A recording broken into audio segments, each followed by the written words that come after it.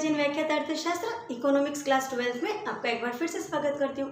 बच्चों 19 चैप्टर के अपन 3 पार्ट पढ़ चुके हैं और तीनों पार्ट के अंदर अपन ने देखा था कि केंद्रीय बैंक क्या है, केंद्रीय बैंक के कार्य देखे थे।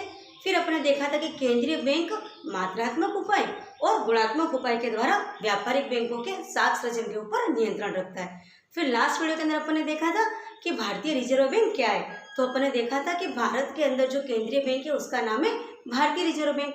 और भारतीय रिजर्व बैंक की फिर स्थापना कैसे हुई, 1934 अधिनियम के द्वारा 1 अप्रैल 1935 को भारतीय रिजर्व बैंक की स्थापना हुई थी। पहले कार्यालय कोलकाता में था, फिर मुंबई में शिफ्ट हो गया, ये सब देखा। फिर अपने देखा भारतीय रिजर्व बैंक के कार्य। बच्चों आज अपन देखेंगे भारतीय रिजर्व बैंक की मौद्रिक नीति, क्योंकि बच्चों अपन पहले दिन से ही कह रहे हैं 19 चैप्टर जब से अपन ने स्टार्ट किया है कि केंद्रीय बैंक का जो मेन कार्य वह है कि व्यापारिक बैंकों के ऊपर नियंत्रण रखना, और वो भी काय के ऊपर, उनके साख सृजन के ऊपर। क्योंकि व्यापारिक बैंकों का उद्देश्य होता है लाभ कमाना, तो वो अपनी मनमर्जी करके अधिक लाभ कमाने के लिए कुछ भी कर सकते हैं।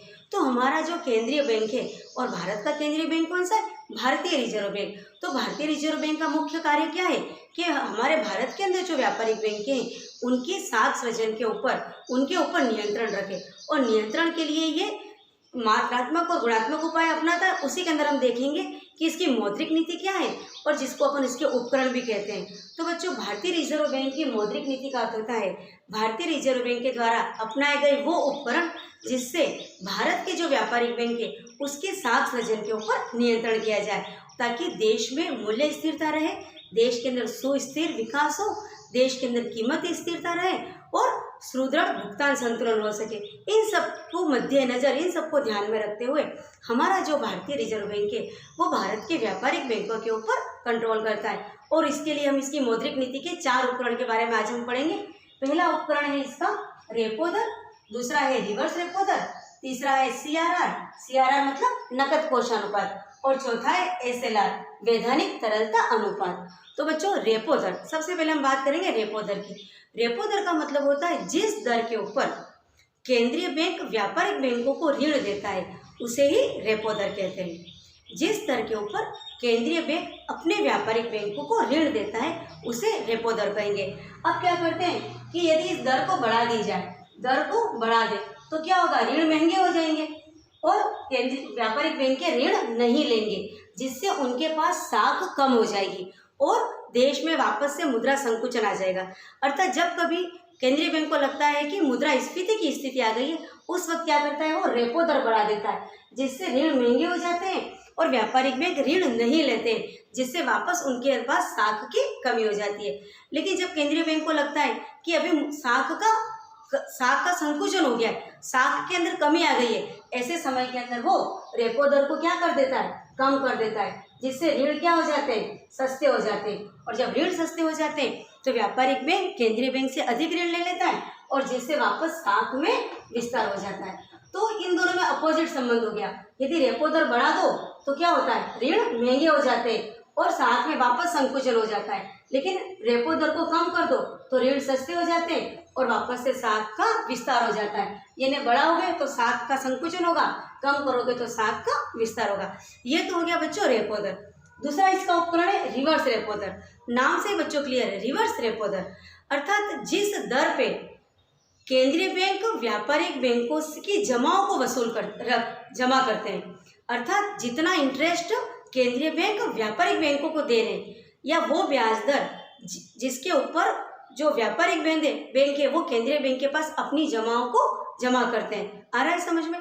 तो ये जस्ट उल्टा होता है। रेपो दर वो होती है जिस दर पे ऋण दिए जाते हैं, और रिवर्स रेपो दर वो दर होती है जिसके ऊपर उनकी जमाओं को स्वीकार किया जाता है। तो अब इसके अंदर भी क्या होता है, यदि इसका भी सेम कंडीशन होता है, यदि रिवर्स रेपो दर बढ़ा दो अर्थात व्यापारिक बैंकों को अपनी जमाओं पर अधिक ब्याज मिलेगा, तो वो काय के लिए उत्साहित होंगे, अपनी जमाओं को केंद्रीय बैंक के पास रखने के लिए उत्साहित होंगे, और वापस से क्या हो जाएगा, मुद्रा का संकुचन हो जाएगा। तो जब केंद्रीय बैंक को लगता है कि अभी क्या हो रहा है, देश के अंदर मुद्रा का विस्तार हो रहा है, ऐसे के अंदर जब मुद्रा साख का विस्तार हो रहा है, मुद्रा नहीं बच्चों साख आएगा, जब केंद्रीय बैंक को लगता है कि साख का विस्तार हो रहा है, ऐसे के अंदर क्या करती है केंद्रीय बैंक, रिवर्स रेपो दर बढ़ा देती है, जिससे व्यापारिक बैंक अपनी जमाओं को वापस क्या करते हैं, केंद्रीय बैंक के पास रखने के लिए उत्साहित होते हैं, क्योंकि उनको अधिक ब्याज दर मिलती है और वापस उनके पास साख की कमी हो जाती है। तो जब रिवर्स रेपो दर भी बढ़ेगी तो वो क्या होंगे, वापस अपनी जमाओं को अंदर केंद्रीय बैंक में जमा करवाएंगे, जिससे क्या हो जाएगा, साख वापस से कम हो जाएगी। लेकिन जब देश के अंदर साख में संकुचन हो रहा है, उस वक्त जो केंद्रीय बैंक होता है वो रिवर्स रेपो दर को वापस से कम कर देता है, जिससे व्यापारिक बैंक केंद्रीय बैंक के पास अपनी जमाओं को जमा नहीं करवाते, जिससे वापस से साख का विस्तार हो जाता है। तो यहाँ पर भी वही अपोजिट कंडीशन है जैसा रेपो दर में थी कि रेपो दर बढ़ेगी तो मांग में संकुचन होगा, रेपो दर कम होगी तो रेपो दर बढ़ेगी तो साख में कमी आएगी, रेपो दर कम होगी तो साख में विस्तार होगा। सेम यही कंडीशन यहाँ पे है कि रिवर्स रेपो दर बढ़ेगी तो साख में कमी आएगी और रिवर्स रेपो दर कम होगी तो साख में विस्तार होगा। तो केंद्रीय बैंक के ये दो ऐसे उपकरण हैं जिसके द्वारा ये व्यापारिक बैंक की साख सृजन के ऊपर कंट्रोल करता है। अब हम तीसरी बात करते हैं CRR, नकद कोष अनुपात। इसकी बात हम 2-3 बार पहले भी कर चुके हैं। बच्चों, मैंने आपको बताया था कि जो व्यापारिक बैंक होती है उनको अपने पास जो उनकी जमा है उसका एक निश्चित अनुपात केंद्रीय बैंक के पास रिजर्व रखना पड़ता है, इसे ही हम नकद कोष अनुपात कहते हैं। अब नकद कोष अनुपात जितना अधिक होगा उतनी ही साख में कमी होगी। तो केंद्रीय बैंक को लगता है कि अभी साख का बहुत विस्तार हो गया है और हमको साख में कमी करना है, तो वो क्या करता है, CRR को बढ़ा देता है। जैसे ही CRR बढ़ती है तो क्या करता है, व्यापारिक बैंकों को अपनी अधिक जमा का अधिक % केंद्रीय बैंक के पास रखना पड़ता है, जिससे उसके साख में कमी आती है। सेम यही बात होती है SLR पे भी। वैधानिक तरलता अनुपात का मतलब होता है प्रत्येक व्यापारिक बैंक को अपनी जमा का कुछ अनुपात या एक निश्चित अनुपात अपने पास जमा के रूप में रखना पड़ता है। तो यहाँ पर भी ऐसे होता है कि जब केंद्रीय बैंक को लगता है कि अभी साख बहुत बढ़ गई है तो क्या करता है, वो SLR को बढ़ा देता है, यानी वैधानिक तरलता अनुपात को बढ़ा देता है। और जब बच्चों वैधानिक तरलता अनुपात बढ़ेगा तो व्यापारिक बैंकों को अपनी जमा का अधिक भाग अपने पास रिजर्व के रूप में रखना पड़ेगा, जिससे उसके साख में कमी आएगी। तो केंद्रीय बैंक के ये 4 उपकरण है, रेपो दर, रिवर्स रेपो दर, नकद कोष अनुपात और वैधानिक तरलता अनुपात। इन चारों अनुपातों के इन चारों उपकरणों के द्वारा केंद्रीय बैंक यानी हमारा आज हम इसके अंदर बात कर रहे हैं भारतीय रिजर्व बैंक की, तो भारतीय रिजर्व बैंक इन चारों उपकरणों के द्वारा हमारे व्यापारिक बैंकों के ऊपर नियंत्रण रखती है, अर्थात ये इसकी मौद्रिक नीति हो गई। अब हम इसी के अंदर पढ़ेंगे व्यापारिक बैंक और केंद्रीय बैंक में अंतर। अब बच्चों, अपने 18 चैप्टर के अंदर व्यापारिक बैंक को बहुत अच्छे से पढ़ लिया है और 19 चैप्टर के अंदर अपन ने केंद्रीय बैंक को अच्छे से पढ़ लिया है। और केंद्रीय बैंक के अंदर अब हम अंतर को बहुत अच्छे से बता सकते हैं कि व्यापारिक बैंक के अंदर क्या होता है और केंद्रीय बैंक के अंदर क्या होता है। तो बच्चों, आपकी सुविधा के लिए मैंने व्यापारिक बैंक और केंद्रीय बैंक के अंतर के लिए कुछ पैरामीटर तय कर लिए और उसके आधार पर मैंने कुछ 11 पॉइंट बनाए, जिसके अंदर हम इसके अंतर को बहुत आसानी से पढ़ पाएंगे। तो पहला है उद्देश्य के आधार पर। उद्देश्य अर्थात व्यापारिक बैंक का क्या उद्देश्य होता है, निजी लाभ कमाना। जितने भी व्यापारिक बैंक है वो लाभ कमाने के उद्देश्य से कार्य करते हैं, जबकि हमारा जो केंद्रीय बैंक है उसका कार्य होता है, उसका उद्देश्य होता है इन व्यापारिक बैंकों के ऊपर, उनके ऊपर बैंकिंग की प्रणाली के ऊपर और मौद्रिक नीति के ऊपर नियंत्रण और नियमन करना। तो उद्देश्य की दृष्टि से केंद्रीय बैंक, व्यापारिक बैंक का उद्देश्य क्या हो गया, सिर्फ लाभ कमाना। लाभ कमाने के लिए ही ग्राहकों के मांग जमाओं को स्वीकार करते हैं। लेकिन जो केंद्रीय बैंक होता है उसका प्रमुख उद्देश्य होता है सरकार की और साथ में व्यापारिक बैंकों की बैंकिंग और मौद्रिक नीति के ऊपर नियमन करना। दूसरा है साख निर्माण।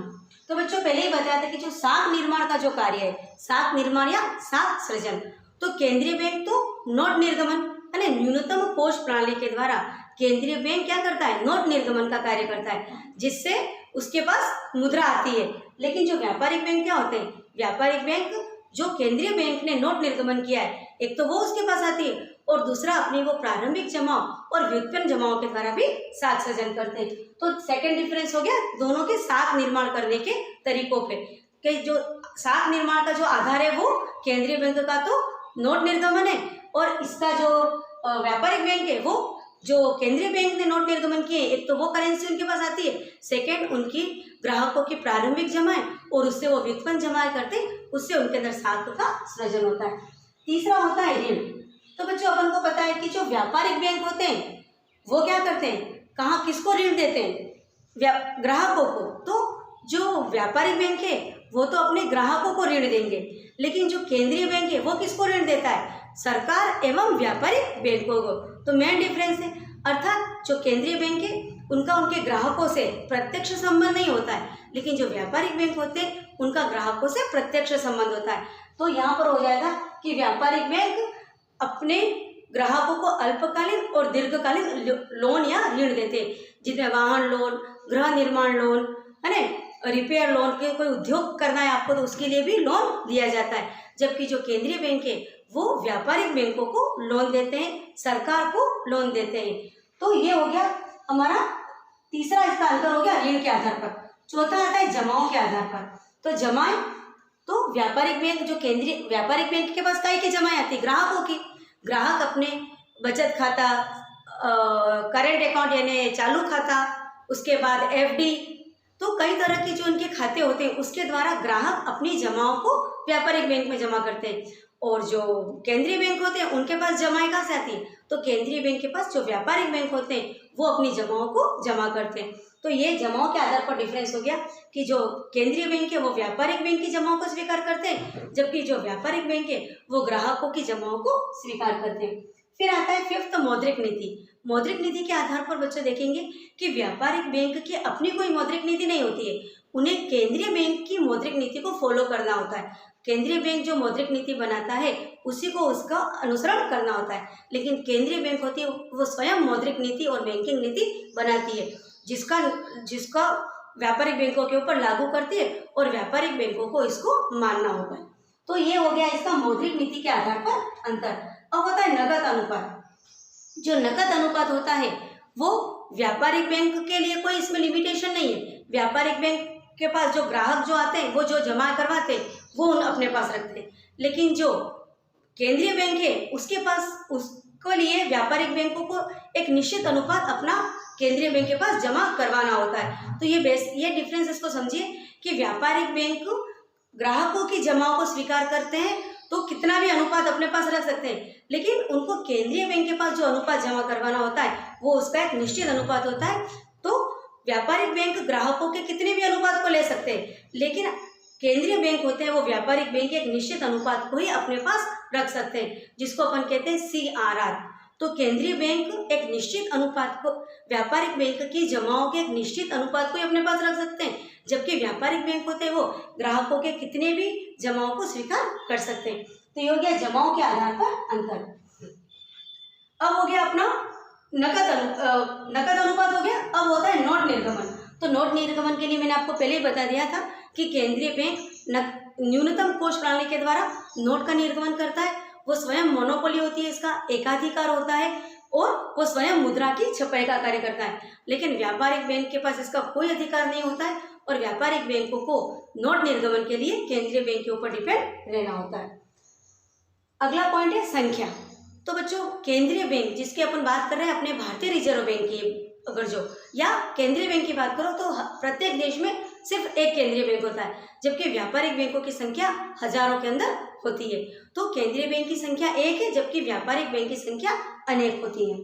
फिर आती है ऋणदाता। तो पहले बात हो चुकी है कि केंद्रीय बैंक अंतिम ऋणदाता है, जबकि व्यापारिक बैंक को यदि ऋण की आवश्यकता है तो वो केंद्रीय बैंक के पास जा सकता है। हम ग्राहकों को ऋण चाहिए तो हम व्यापारिक बैंक के पास जाते हैं और व्यापारिक बैंक को चाहिए तो केंद्रीय बैंक के पास जाता है। लेकिन जो केंद्रीय बैंक है वो अंतिम ऋणदाता है। तो यहाँ पर ये बेसिक डिफरेंस है कि जो व्यापारिक बैंक है उसके पास तो केंद्रीय बैंक है ऋण देने के लिए, लेकिन जो केंद्रीय बैंक है वो अंतिम ऋणदाता है। उसके बाद हम इसका 10th डिफरेंस देखेंगे, स्थिति। तो हम देखें कि जो केंद्रीय बैंक है वो तो मेन जड़ है, रूट है ना। केंद्रीय बैंक एक जड़ है, एक वृक्ष यदि मानो तो केंद्रीय बैंक क्या जड़ है, और जो व्यापारिक बैंक है वो उसकी ब्रांचेस है, शाखा है। मतलब यदि केंद्रीय बैंक है तभी व्यापारिक बैंकों का अस्तित्व है। बिना केंद्रीय बैंक के व्यापारिक बैंकों को कोई अस्तित्व नहीं है। तो यदि स्थिति के आधार पर देखें तो केंद्रीय बैंक शीर्षस्थ बैंक है ना, एपेक्स है, और उसी का जो व्यापारिक बैंक होती है जबकि उसकी छोटी छोटी ब्रांच है, और व्यापारिक बैंक को केंद्रीय बैंक को ही फॉलो करना होता है। इसी प्रकार यदि हम निर्माण की बात देखें तो केंद्रीय बैंक का जो निर्माण हुआ था, हमें पता है कि 1934 में भारतीय रिजर्व बैंक अधिनियम के तहत भारत के अंदर केंद्रीय बैंक का निर्माण हुआ था। इसी प्रकार जो केंद्रीय बैंक का जो फर्स्ट अवधारणा आई थी वो भी एक अलग अधिनियम के थ्रू आई थी, जबकि जो 1949 के अंदर जो बैंकिंग अधिनियम है उसके द्वारा हमारा व्यापारिक बैंक का निर्माण हुआ था। तो बच्चों, आज अपन ने देख लिया कि भारतीय रिजर्व बैंक की मौद्रिक नीति क्या थी या उसके उपकरण कौन से थे जिसके द्वारा वो व्यापारिक बैंक के सात सृजन के ऊपर नियंत्रण रखते। तो हमने 4 तरह के इसके उपकरण देखे। रेपो दर, जिस दर के ऊपर केंद्रीय बैंक व्यापारिक बैंकों को ऋण दे रहा है। रिवर्स रेपो दर, जिस दर के ऊपर केंद्रीय बैंक व्यापारिक बैंक की जमाओं को स्वीकार करता है। CRR, व्यापारिक बैंक का एक निश्चित अनुपात जो कि केंद्रीय बैंक के पास जमा रहता है। SLR, व्यापारिक बैंक की जमाओं का एक निश्चित अनुपात जो व्यापारिक बैंक स्वयं अपने पास तरल रूप में रिजर्व रखते हैं। तो इन चारों उपकरण के द्वारा भारतीय रिजर्व बैंक व्यापारिक बैंकों के ऊपर कंट्रोल करता है। फिर हमने इन 11 पॉइंट के अंदर अपने देखा कि व्यापारिक बैंक और केंद्रीय बैंक के अंदर अपन अंतर कैसे कर सकते हैं। तो बच्चों, इसके अंदर अपने 1-1 नंबर के क्वेश्चन भी आ सकते हैं। ये चारों के अलग अलग पूछे तो 2-2 नंबर के क्वेश्चन भी आ सकते हैं, और यदि इसके अंतर पूछ लिए तो 4 या 5 नंबर का इसके ऊपर इसका जो अंतर भी आ सकता है। तो हमें इस पूरे को बहुत अच्छे से देखना है। मेरी इस वीडियो को आप अच्छे से देखिए, 1 से 2 बार देख लीजिए, और वीडियो के बाद में मैंने जो नोट्स अपलोड किए बच्चों उसको आप अपनी कॉपी में उतार लीजिए। तो आज अपना जो 19 लेसन है वो भी कंप्लीट हो गया। 19 लेसन की कुल 4 वीडियो है जिसमें आपको केंद्रीय बैंक का पूरा ही वर्णन मिल जाएगा। तो आप मेरे इस वीडियो को, चारों वीडियो को अच्छे से देख लीजिए ताकि आपका 19 लेसन कंप्लीट हो जाए। अब अगली वीडियो के अंदर अपन अपना 20 लेसन स्टार्ट करेंगे जिसका है उपभोग फलन, एक गणितीय रूप है जिसके बारे में अपन बहुत अच्छे से पढ़ेंगे, क्योंकि अपन फलन तो पहले भी पढ़ चुके हैं, तो अब हमारे लिए ये बहुत ज़्यादा इजी हो जाएगा। तो नेक्स्ट वीडियो के अंदर अपन फिर से मिलते हैं, तब तक के लिए बच्चों थैंक यू।